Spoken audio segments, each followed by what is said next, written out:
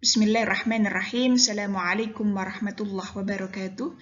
Alhamdulillah wassalatu wassalamu ala Rasulillah wa ala alihi wa sahbihi wa mawalah amma ba'du.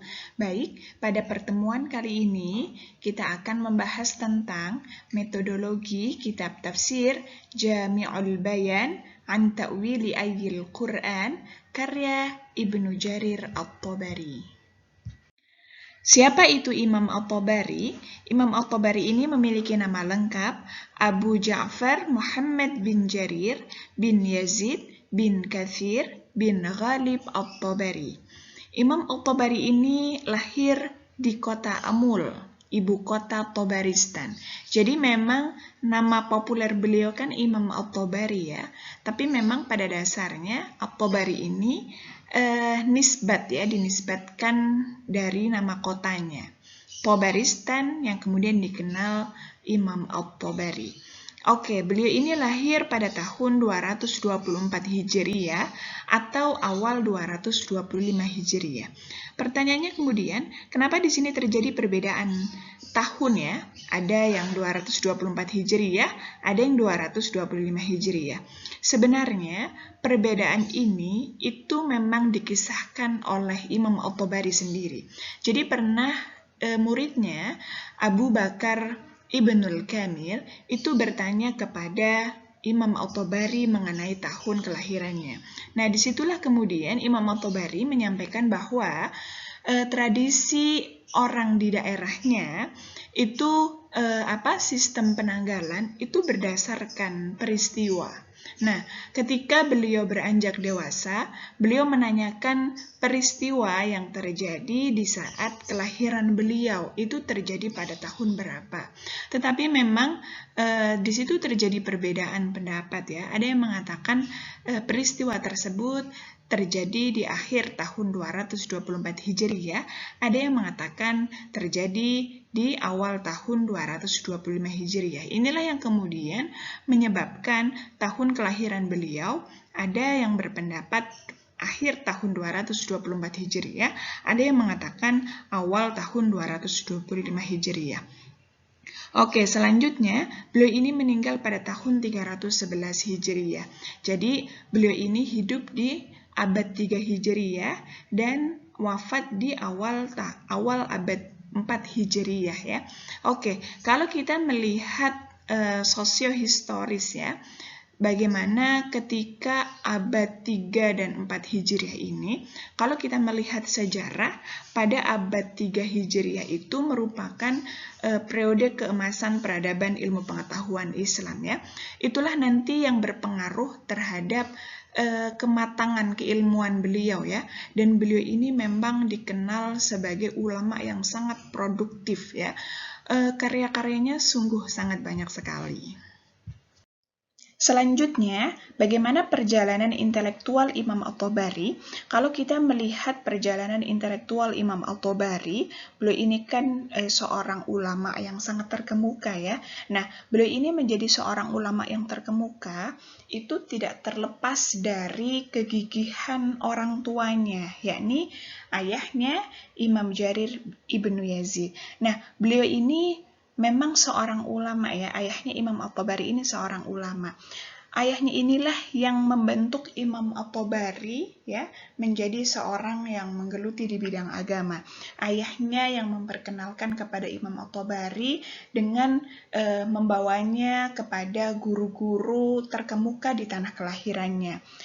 Beliau belajar apa saja? Beliau belajar banyak hal ya, belajar ilmu Al-Quran, belajar ilmu fikih dan lain sebagainya. Makanya beliau ini, Imam At-Tabari ini, di usianya yang masih sangat muda, beliau sudah mampu menghafalkan Al-Quran di usianya yang masih 7 tahun ya. Kemudian juga di usianya yang 8 tahun, beliau sudah dipercaya menjadi seorang imam ya, menjadi imam sholat. Kemudian juga di usianya yang 9 tahun, beliau sudah menulis hadis Nabi dan lain sebagainya. Nah, selain itu juga beliau Imam At-Tabari ini tidak puas ya hanya belajar di tanah kelahirannya saja. Beliau ini juga melakukan perjalanan ke berbagai tempat dalam rangka untuk menimba ilmu. Di antaranya beliau ini pergi berangkat ke Baghdad ya. Di situ memang beliau ingin belajar fikih kepada Imam Ahmad bin Hanbal. Tetapi memang di tengah perjalanan beliau mendapatkan informasi bahwa Imam Ahmad bin Hanbal ini wafat, yang kemudian Imam At-Tabari ini mengalihkan perjalanannya ke Kufah ya. Di Kufah beliau belajar banyak hal ya, di antaranya ilmu hadis. Selain itu juga beliau pergi berangkat ke Baghdad. Di situ beliau belajar mendalami ilmu-ilmu Al-Quran. Begitu juga beliau belajar fikihnya Imam Syafi'i ya, kepada ulama-ulama terkemuka di tempat tersebut. Selain itu juga beliau belajar banyak hal ya di Baghdad ya, kepada ulama-ulama terkemuka tentunya. Di antaranya kepada ulama Muhammad bin Abdul Malik bin Abi Syawarib, ada juga Ishaq bin Abi Israil, ada juga Ahmad bin Mani al-Baghawi, ada juga Muhammad bin Hamid ar-Razi dan lain sebagainya. Beliau mempelajari banyak hal ya, banyak ilmu pengetahuan, di antaranya hadis, fikih, tafsir, ilmu gramatik, nahwu dan lain sebagainya. Selanjutnya adalah karya-karya Imam At-Tabari. Berbicara tentang karya Imam At-Tabari, ini sangat banyak sekali ya. Hanya saja memang ada yang sampai kepada kita, ada yang tidak sampai kepada kita. Kalau kita melihat dalam karyanya Abdullah bin Abdul Muhsin At-Turki, yakni dalam Muqaddimah Tahqiqut Tafsir At-Tabari, di situ beliau menyebutkan bahwa ada 40 lebih karya Imam Ibnu Jarir At-Tabari ya. Di antaranya ada yang di bidang hukum, ada juga yang di bidang tafsir. Kalau di bidang tafsir sebagaimana yang kita pelajari pada hari ini ya, Jami'ul Bayan an Ta'wili Ayatil Quran. Ada juga di bidang teologi, yakni Al-Bashir fi Ma'alimiddin. Ada juga dalam bidang agama secara umum, seperti Adabun Nufus, Al-Jayyidah, Wal-Akhlaq, Wan-Nafisah. Ada juga dalam bidang sejarah ya. Artinya begini, beliau itu memang tokoh atau ulama yang multi talent ya. Jadi karya beliau ini tidak hanya berbicara tentang tafsir saja, tetapi juga beliau karya-karya beliau itu baik dari aspek fikih, teologi, sejarah, ataupun yang lain. Karena memang kalau kita melihat perjalanan intelektual beliau yang sebelumnya sudah saya jelaskan, bahwa beliau ini kan memang di dalam menimba ilmu itu kan berpindah-pindah tempat ya, dari Baghdad kemudian ke Kufah dan lain sebagainya. Nah, di situ ketika beliau melakukan perjalanan intelektual itu bahkan sampai usia 40 tahun ya. Jadi sebelum beliau usia 40 tahun itu beliau berpindah-pindah tempat ya, dalam rangka untuk menimba ilmu. Nah, ketika sudah umur 40 tahun itulah beliau baru menetap ya, baru mukim. Dan di situ beliau menyibukkan dirinya dengan mengajar dan menulis ya. Jadi karyanya beliau itu sungguh sangat banyak sekali. Selanjutnya adalah identifikasi fisiologis kitab tafsir Jami'ul Bayan an Ta'wili Ayatil Quran. Berbicara tentang identifikasi fisiologis maksudnya adalah kita melakukan identifikasi secara fisik. Misalnya, kitab tafsir ini ditulis pada tahun berapa, ya. Jadi itu yang dimaksud identifikasi fisiologis. Oke. Saya jelaskan yang pertama adalah kitab tafsir Jami'ul Bayan an Ta'wili Ayatil Quran ini merupakan kitab tafsir, salah satu kitab tafsir rujukan utama ya, rujukan utama dari aspek tafsir bil ma'thur. Ya, sebelumnya saya sudah menjelaskan apa itu tafsir bil ma'thur ya. Mungkin juga di mata kuliah yang lain juga dijelaskan apa itu tafsir bil ma'thur. Yang dimaksud dengan tafsir bil ma'thur itu adalah penafsiran Al-Quran dengan Al-Quran, penafsiran Al-Quran dengan hadis, kemudian penafsiran Al-Quran dengan pendapat para sahabat, dan juga penafsiran Al-Quran dengan pendapat para tabi'in. Itu yang masuk dalam kategori tafsir bil ma'thur. Nah, tafsir At-Tabari ini menjadi rujukan utama untuk aspek penafsiran bil ma'thur. Kemudian yang kedua, kitab tafsir At-Tabari ini disusun ya, ditulis pada akhir abad 3 Hijriyah ya. Karena memang kalau tadi beliau ini kan lahir di abad 3 Hijriyah dan wafat di awal abad 4 Hijriyah. Nah, kitab tafsir ini ditulis di akhir abad 3 Hijriyah. Ini artinya berarti kitab tafsir ini sebelum beliau wafat. Tentunya ya, karena kan kitab tafsir ini karya beliau. Nah, kitab tafsir ini itu didiktekan ya oleh Imam At-Tabari kepada muridnya sejak tahun 283 Hijriyah sampai 290 Hijriyah atau selama 7 tahun ya. Karena memang tradisi pada saat itu memang murid mendiktekan kepada guru mendiktekan kepada muridnya.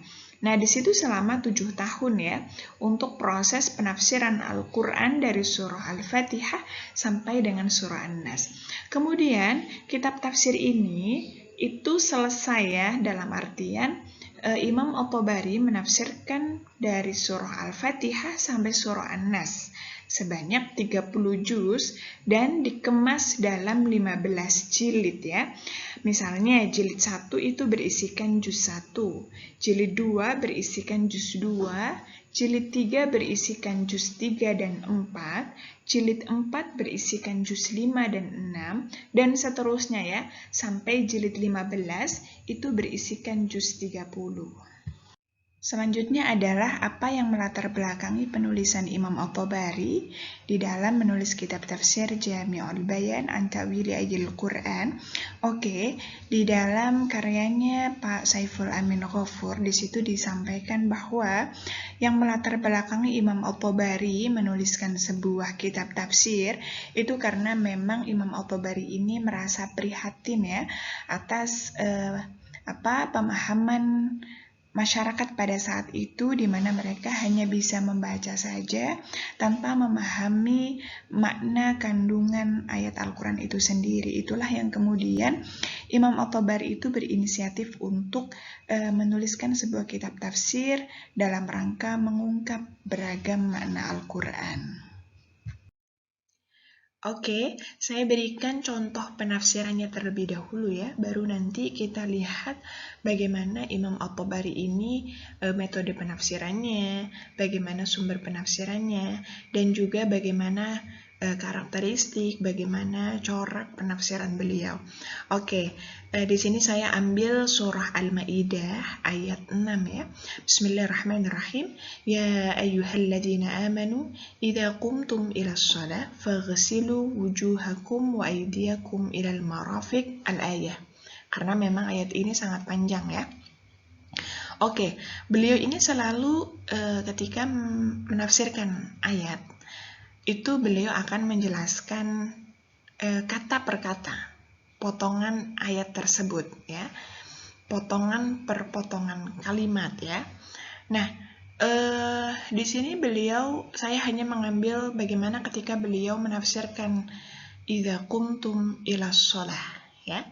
Oke, di sini beliau mengawali penafsirannya, mengawali penjelasan idza qumtum ilas shalah itu dengan ikhtalafa ahlut ta'wil. Ini selalu ya, ini yang menjadi salah satu karakteristik ya, karakter penafsiran beliau itu selalu mengawalinya dengan ikhtalafa ahlut ta'wil. Bahwa di sini para mufasir itu terjadi perbedaan pendapat di dalam memahami idza qumtum ilas shalah, begitu ya. Jadi selalu diawali dengan ikhtilaf ahli ta'wil. Nanti di potongan ayat berikutnya itu ya juga ketika beliau menafsirkan diawali dengan ikhtilaf ahli ta'wil, bahwa di sini para mufasir itu terjadi beragam pendapat di dalam menafsirkan potongan tersebut. Idza qumtum ilas shalah, karena di sini yang saya contohkan idza qumtum ilas shalah ya.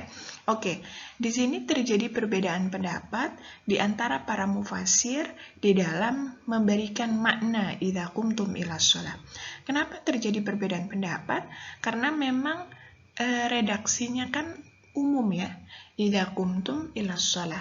Apabila kamu hendak mendirikan sholat, maka basuhlah wajah kamu, basuhlah kedua tangan kamu, dan seterusnya ya. Artinya kalau kamu hendak melakukan sholat, maka berwudulah, begitu kira-kira ya. Nah, tapi di sini redaksinya sangat umum. Di situ tidak menyampaikan siapa sebetulnya yang harus berwudu ketika hendak melakukan sholat. Apakah ditujukan untuk seluruh umat manusia, artinya apakah di setiap keadaan dia kalau mau melakukan sholat maka harus berwudu, atau hanya diperuntukkan untuk yang mereka yang berhadas saja, atau diperuntukkan untuk secara keseluruhan? Kan di situ tidak disampaikan ya di dalam Al-Quran, hanya idza qumtum ilas shalah faghsilu wujuhakum. Tidak disampaikan bahwa ketika kamu hendak mendirikan sholat, sementara kamu dalam keadaan berhadas, kan tidak disebutkan seperti itu. Hanya umum saja. Idza qumtum ilas shalah faghsilu. Nah, disinilah kemudian terjadi perbedaan penafsiran, pemaknaan para ulama, para mufassir di dalam memahami idza qumtum ilas shalah. Oke, pendapat yang pertama, beliau sampaikan bahwa yang dimaksud dengan idza qumtum ilas shalah itu diperuntukkan untuk mereka yang tidak suci, artinya dia yang berhadas. Ini disampaikan ya, hadul qiyam ilaiha ala ghairi tuhrin. Jadi ayat ini idza qumtum ilas shalah faghsilu itu diperuntukkan untuk mereka yang tidak dalam keadaan suci. Nah, setelah beliau menyampaikan ada pendapat yang mengatakan bahwa yang dipahami idza qumtum ilas shalah itu diperuntukkan untuk mereka yang tidak bersuci, yang tidak suci. Maka setelah itu beliau menyampaikan hadis yang mendukung pendapat tersebut. Begitu ya, ini selalu beliau lakukan seperti itu. Jadi beliau katakan di sini ada perbedaan pendapat yang pertama bla bla bla bla. Maka setelah itu beliau menyebutkan hadis-hadis yang mendukung pendapat pertama. Begitu ya. Maka di sini beliau sampaikan dzikru man qala dzalik haddatsana Ibnu Humaid qala haddatsana Yahya bin Wadih, dan seterusnya ya. Su'ila Ikrimah idza qumtum ilas shalah. Kemudian Ibnu Abbas menyampaikan la wudu'a illa min hadatsin. Jadi tidak wajib berwudu kecuali mereka yang berhadas. Kalau mereka masih dalam keadaan suci, artinya masih memiliki wudu, kalau hendak melakukan sholat, makanya tidak perlu berwudu lagi karena dia sudah dalam keadaan suci. Misalnya waktu sholat zuhur tiba, sementara dia masih punya wudu, maka ya dia tidak wajib melakukan wudu lagi. Cukup dengan wudu yang dia miliki. Begitu ya. Kemudian juga ada hadis lain, kana Sa'ad bin Abi Waqqas yusalli sholawat biwudu'in wahid. Jadi Sa'ad bin Abi Waqqas ini melakukan banyak sholat, tetapi hanya cukup dengan satu kali wudu. Ini menunjukkan bahwa yang diwajibkan berwudu itu yang mereka yang berhadas, mereka yang tidak suci. Nah, mereka yang tidak berhadas, maka ya cukup dengan wudu yang satu, begitu ya. Kemudian juga ada hadis lain, ma yujibul wudu qala al-hadath. Jadi yang diwajibkan melakukan wudu itu adalah mereka yang berhadas. Kalau dia tidak berhadas, tidak. Kemudian juga ada hadis ini yang kelima ya, innahu la wudu'a illa ala man ahdatha. Jadi yang diwajibkan berwudu artinya tidak wajib berwudu kecuali mereka yang berhadas. Kalau tidak ya tidak. Begitu ya. Jadi pendapat pertama, ayat tersebut idza qumtum ila shalah itu diperuntukkan untuk mereka yang berhadas. Maka setelah itu beliau menyebutkan hadis-hadis yang mendukung pendapat tersebut. Ya, di sini saya hanya memberikan contoh 5 hadis saja ya. Tapi sebetulnya kalau adik-adik membaca kitab tafsir beliau, itu hadis yang disebutkan itu banyak sekali ya, banyak sekali sampai berlembar-lembar. Nah, di sini saya hanya mengambil 5, ini hanya sampel saja ya, untuk menggambarkan bagaimana ketika beliau menafsirkan ayat Al-Quran. Jadi, beliau selalu diawali dengan ikhtilaf ahlu ta'wil, setelah itu beliau sampaikan ada banyak pendapat yang memaknai ya, menafsirkan ayat tersebut, diantaranya pendapat pertama, pendapat kedua, pendapat ketiga, dan seterusnya ya. Nah, ketika menyebutkan pendapat pertama, setelah itu beliau kuatkan dengan hadis-hadis yang mendukung pendapat tersebut.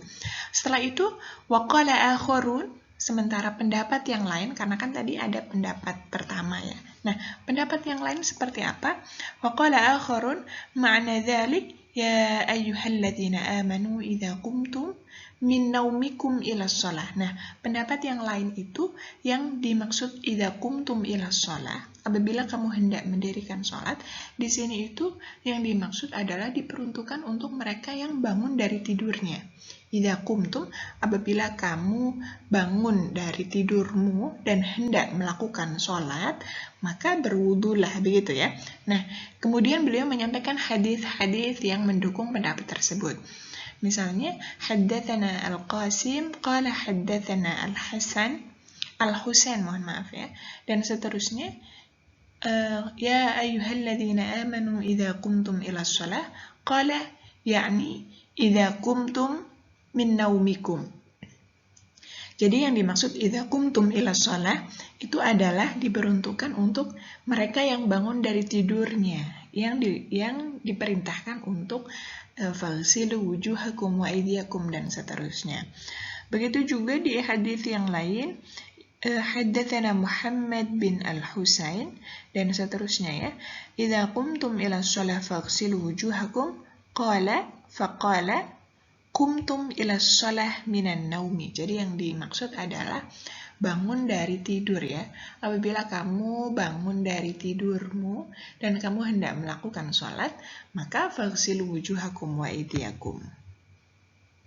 Ini beliau hanya mengambil, saya hanya mengambil 3 hadis saja ya. Sebetulnya beliau menampilkan banyak sekali hadis untuk menjelaskan pendapat yang kedua ini, waqala akharun.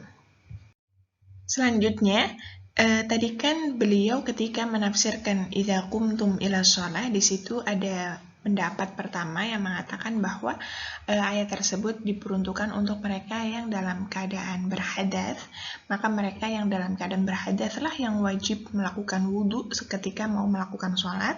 Kemudian pendapat yang kedua bahwa idza qumtum ila shalah itu diperuntukkan untuk mereka yang bangun dari tidurnya. Nah, di sini ada pendapat yang ketiga, waqala akharun, pendapat yang lain, pendapat yang ketiga itu menyampaikan bahwa ketika dia hendak melakukan sholat, maka dia harus memperbaharui wudhu. Artinya apa? Ya, dia harus berwudhu setiap melakukan sholat, begitu ya. Oke, di sini kemudian beliau menyebutkan hadis-hadis untuk menguatkan pendapat tersebut ya. Ya, ini di sini saya hanya mengambil 5 hadis saja, tapi sebetulnya banyak hadis ya ketika di kitabnya beliau langsung. Haddatsana Muhammad bin Musanna dan seterusnya. Kana Ali radhiyallahu anhu, ya, bahwa Ali, sahabat Ali radhiyallahu anhu, Ali bin Abi Thalib ya, yatawadda'u 'inda kulli sholatin. Jadi Ali itu berwudu setiap melakukan sholat. Wa yaqra'u hadhil ayah, dan beliau membaca ayat ya. Ya ayyuhalladzina amanu idza qumtum ila shalah faghsilu. Ya. Jadi ini kan hadis yang menguatkan pendapat yang ketiga bahwa ketika dia hendak melakukan sholat maka dia harus berwudu, harus memperbaharui wudu. Ya, kan di sini ayyujaddidalaha tuhron. Jadi dia harus memperbaharui wudunya. Kemudian juga ada hadis lain ya yang menyampaikan bahwa annal khulafa kanu yatawadda'una likulli sholatin. Jadi mereka berwudu setiap melakukan sholat. Dan seterusnya ya. Ada 5 hadis yang saya ambil sebagai sampel, tapi sebetulnya beliau menyampaikan banyak sekali hadis untuk menguatkan pendapat yang ketiga ini. Nah, ada juga pendapat yang lain, waqala akharun, pendapat yang keempat ya. Pendapat yang keempat menyebutkan bahwa ini ya, kana hadza amran min Allah azza dzakarahu nabiyahu wal mu'minin ayyatawadda'u likulli shalah thumma nusikha ya. Jadi pendapat yang keempat itu menyampaikan bahwa Allah memerintahkan ya kepada nabinya dan kepada para mukminin, para orang-orang mukmin itu untuk berwudu setiap melakukan sholat. Tetapi kemudian dinasakh dan memberikan keringanan ya. Jadi pertama Allah memerintahkan untuk berwudu setiap melakukan sholat, tetapi setelah itu Allah memberikan keringanan, tidak harus berwudu setiap melakukan sholat. Nah, hadis-hadis yang menguatkan pendapat keempat ini apa saja? Beliau menyampaikan hadis ya. Di sini saya tidak banyak menampilkan hadis, ini hanya sampel saja ya. Oke, yang hadis yang pertama, Bismillahirrahmanirrahim, ini ya. Anan nabiyya umira bil wudu 'inda kulli sholatin. Jadi Nabi Muhammad diperintahkan berwudu ketika setiap melakukan sholat. Tapi kemudian di situ merasa berat ya. Fasyaqqa dzalik alaihi. Jadi merasa berat atas perintah tersebut yang kemudian warufi'a anhul wudu illa min hadatsin. Jadi kemudian Allah memberikan keringanan bahwa tidak diwajibkan berwudu setiap melakukan sholat.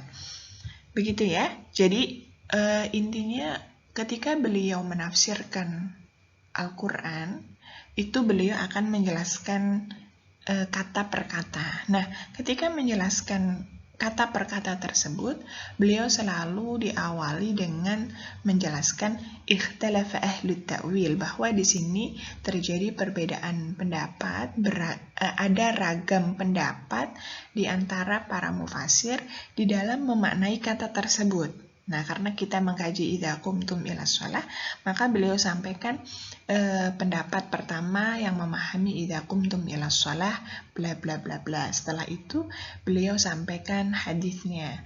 Kemudian waqala akharun, pendapat yang kedua, itu beliau sampaikan apa saja pendapat yang kedua, baru kemudian dikuatkan dengan hadis. Begitu juga seterusnya ya. Ini masih hadis pendapat yang keempat ya. Oke. Kana Rasulullah yatawadda'u likulli sholatin. Jadi Nabi Muhammad itu berwudu setiap melakukan sholat. Falamma kana yaumu fathi Makkah shalla sholawat biwudu'in wahid. Jadi Nabi Muhammad itu pada awalnya itu berwudu setiap melakukan sholat, tetapi ketika hari penaklukan kota Mekah, setelah itu beliau sholat dengan satu wudu untuk beberapa sholat ya. Jadi yang pertama beliau berwudu setiap melakukan sholat, tetapi kemudian setelah penaklukan kota Mekah itu beliau satu wudu digunakan untuk banyak sholat, begitu ya. Karena kan pendapat yang keempat tadi pada awalnya Allah memerintahkan berwudu setiap melakukan sholat, tapi kemudian dinasakh dengan Allah memerintahkan tidak lagi setiap sholat melakukan wudhu, tetapi satu wudhu boleh digunakan untuk beberapa sholat selama dia tidak berhadas. Kemudian juga ada hadis lain, kana yatawadda'u likulli shalah falamma kana yaumu fathi Makkah shalla shalawat kullaha biwudu'in wahid, dan seterusnya ya. Ini hadis yang menguatkan pendapat yang keempat. Nah, di sini sebetulnya masih banyak hadis yang lainnya, tetapi saya hanya mengambil sampel saja. Tetapi ketika beliau setelah menyebutkan pendapat satu, pendapat kedua, pendapat ketiga, pendapat keempat, dan seterusnya, beliau nanti di akhir itu beliau sampaikan wa aulal aqwal fi dzalik indana bis-shawab. Jadi pendapat yang diunggulkan oleh beliau, pendapat yang menurut beliau itu benar, itu yang seperti apa? Jadi beliau melakukan tarjih ya, mengunggulkan pendapat. Jadi ada banyak pendapat A, pendapat B, pendapat C, pendapat D, dan seterusnya. Tetapi setelah itu beliau mentarjih, mengunggulkan pendapat yang menurut beliau itu benar. Jadi begitu ya. Baik, dari contoh yang tadi saya sebutkan, saya berikan kesimpulan bahwa penafsiran Imam At-Tabari di dalam kitab tafsir Jami'ul Bayan, di sini beliau menggunakan metode tahlili. Artinya apa? Beliau menafsirkan Al-Quran secara rinci dan dengan tartib mushafi, yakni mulai dari surah Al-Fatihah sampai surah An-Nas. Selain itu juga sumber penafsiran beliau ini ada dua ya, bil ma'thur dan bil ra'i. Bil ma'thurnya dari sisi apa? Tadi kita sudah lihat beliau banyak sekali menampilkan hadis-hadis untuk menguatkan pendapat satu, pendapat dua, pendapat tiga, dan untuk menguatkan pendapat-pendapat tersebut beliau selalu menyebutkan hadis-hadis, dan itu sangat banyak sekali ya. Nah, itu di sisi bil ma'thurnya. Nah, selain itu juga beliau menggunakan sumber bil ra'i. Bil ra'inya dari sisi apa? Beliau kan melakukan tarjih. Wa aulal aqwal, karena tadi pendapatnya banyak ya, jadi beliau sampaikan wa aulal aqwal, adapun pendapat yang beliau unggulkan dari banyak pendapat aqwal indana bis-shawab, kan begitu ya, yang menurut beliau itu benar dari pendapat-pendapat yang sudah disebutkan, begitu ya. Atau kalau seandainya hanya dua pendapat yang beliau sampaikan, biasanya yang menggunakan wa aulal qaulaini. Kalau tadi kan aqwal ya. Kalau hanya dua pendapat, ya beliau sampaikan wa aulal qaulaini. Adapun dua pendapat yang diunggulkan menurut beliau itu apa? Selalu begitu. Nah, itu di aspek birra'inya ya. Hanya saja memang penafsiran beliau ini lebih didominasi oleh bil ma'thur. Selain itu juga kalau kita melihat karakteristik ya penafsiran beliau itu, yaitu tadi beliau ketika menafsirkan ayat Al-Quran, beliau akan menjelaskan kata per kata. Setelah itu beliau awali dengan ikhtalafa ahlut ta'wil, bahwa di situ ada ragam pendapat di dalam memahami kalimat tersebut, memahami kata tersebut. Setelah itu karena memang ada ragam pendapat, beliau sampaikan pendapat satu, pendapat dua, dan pendapat ketiga, dan seterusnya. Setelah itu beliau akan menyebutkan, ketika menyebutkan pendapat satu, maka beliau akan menampilkan hadis yang menguatkan pendapat satu, dan seterusnya ya. Setelah itu baru beliau melakukan tarjih dari pendapat-pendapat tersebut. Yang menurut beliau benar itu pendapat yang seperti apa? Seperti itu ya.